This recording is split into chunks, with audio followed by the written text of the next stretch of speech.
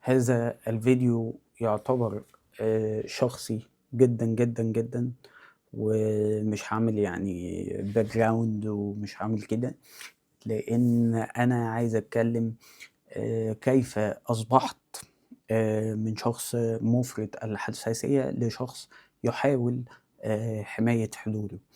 والناس يعني لو مش عارفة المفهوم، يوجد ما يسمى الpeople pleasing أو الشخص الإرضائي. فغالبًا، غالبًا في علم النفس بيقولوا إن الشخص الإرضائي ده بيبقى شخص اتمنع من قول رأيه أو أخْد مساحته أو عدم إدراكه وهو صغير، فبيطلع people pleasing، بيطلع عايز يرضي الناس، بيطلع أحمد السقا في نَفْسه، بيطلع عايز الدنيا كلّها بخير وعايز أهله يرضوا عنده وعايز في الشغل يحبوه.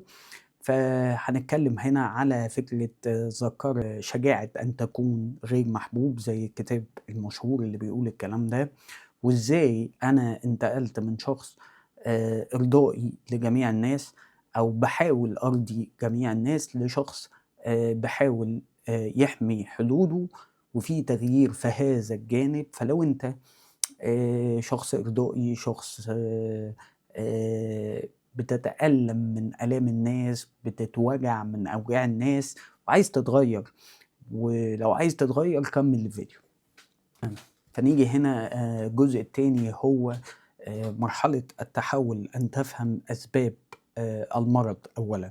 أسباب المرض زي ما اتكلّمت أو ادّيت نبذة بسيطة، بتبقى اتمنعت في فترة ما بإن أنت تكون نَفْسك. أو فهمت إن الحياة دي conditional love theory أو نظرية الحب المشروط. كُلّنا فاهمين، كُلّنا كُنّا فاهمين أو أنا كنت فاهم إن لازم تبقى كويس عشان تاخُد حاجات كويسة، لازم تذاكر عشان تنجح، فلو نجحت هتبقى مقبول. فنظرية الإف دي إحنا كبشر بنتعامل معاها وبنتعامل بيها لإن هي القانون الكوني الطبيعي، إن أنا لازم أكون كويس عشان أتحب، لازم أكون بخير عشان أجمّع أصدقاء. وأنا لمّا كبرت اكتشفت إن هذا وَهْم كبير وحِمل كبير. فهاقول لك ليه هو وَهْم كبير، لإن إحنا ما اتعلمناش إن إحنا أن نقبل بشرياتنا رقم 1، وإن إحنا ما نربطش الهدف بالقيمة. يعني لو أنت ما نجحتش في شيء يبقى أنت اللي قيمتك قليلة، مش الشيء اللي أنت فشلت فيه هو اللي ممكن يبقى صعب، مش الشيء اللي أنت فشلت فيه ممكن يبقى هو غير قابل للوصول، زي حلم بعيد أوي، زي إن أنت تحلم تجيب Porsche قبل ما تقفل 30، فمعظم الشباب حلموا بده وما حصلش. ليه؟ لإن دي أحلام آآ فولاذية، أحلام مش بتاعتنا، أحلام غربية. في ناس بتحلق يعني بتوصل لها ولكن النسبة 1%. فهنا أنت بتاخد أحلام مش أحلامك، فبتعلّي توقعات عليك، فبتدخل في مرمغة أو حرب نفسية في توقعات أصلًا مش بتاعتك. فهنا أخدنا بالنا إن الموضوع ابتدى بإن اتحط لك حُب غير مشروط، عايز تجيب العجلة الفلانية يبقى لازم تذاكر.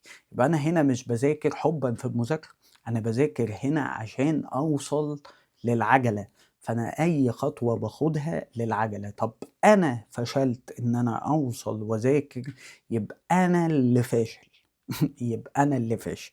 بُص هنا اللعب بالمفاهيم، فهّموك إن أنت اللي فاشل، وإن أنت عشان تكون محبوب لازم تسمع الكلام. من أخطاء التربية اللي الناس هرّسونا بيها، وده مش ذنب أهلك، ده ذنب أهل أهلك واللي جابوا أهلك، لإن دي ترومات عابرة للأجيال. يعني إيه ترومات عابرة للأجيال؟ يعني جدتك اتعلمت من مامتها إن هي لازم تكون مؤدبة عشان تتجوز، ولازم تكون بتعرف تطبخ عشان فلان يقبلها. فإحنا خلاص بقينا أنت في الجيل العاشر والّا الجيل في 12، فالترومات عابرة للأجيال وأنت بتاخدها جاهزة ثم تعلمها لولادك، فبتفهم ولادك إن هم ما ينفعش يتحبوا غير لمّا يكونوا جيدين، لأ، بل جيدين جدًا، ودي المصيبة.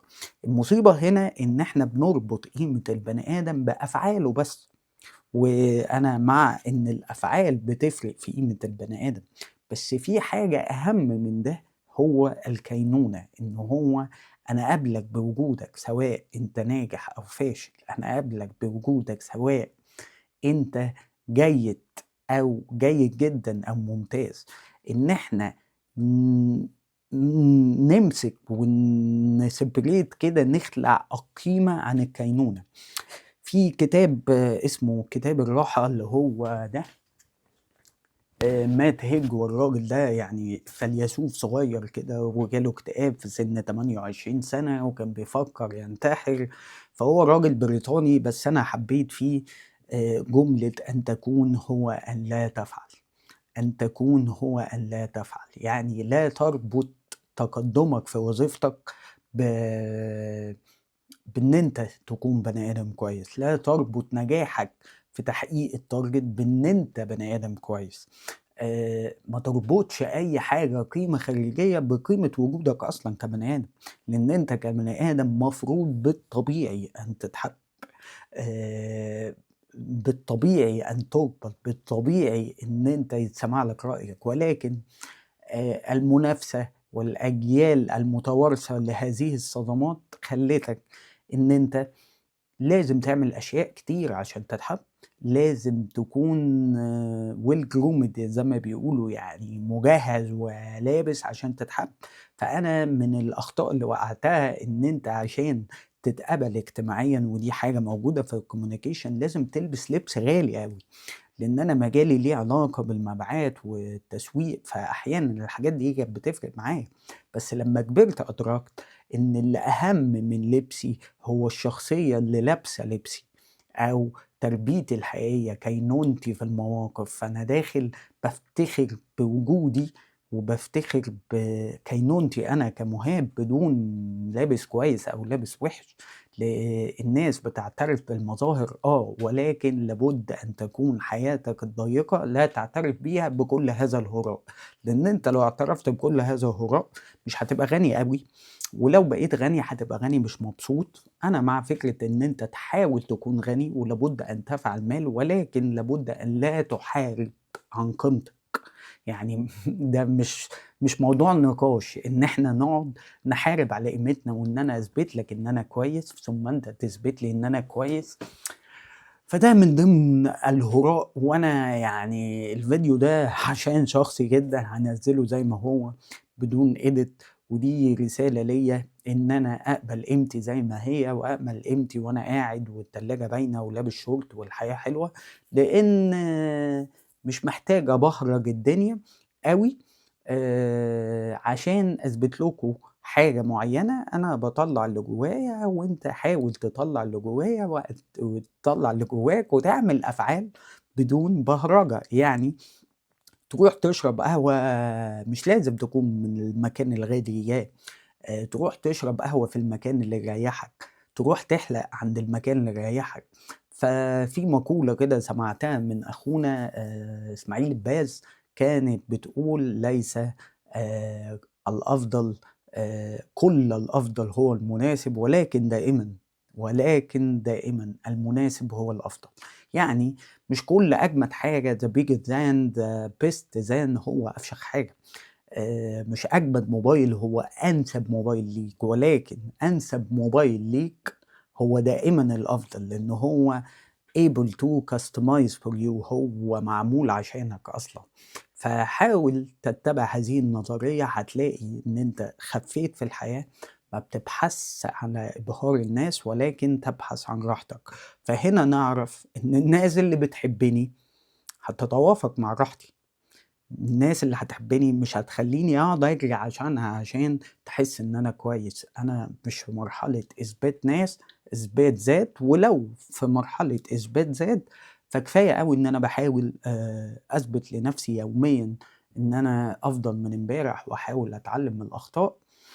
ولكم في هذا مثل، وأشكركم على المتابعة، واعملوا repost أو اعملوا share وsubscribe، لأن المحتوى الجيد مش مهاب عامةً يستحق ينتشر، وقد إيه بتفرق مع صانع المحتوى إن أنت تكتب له comment كويس لو المحتوى يستحق.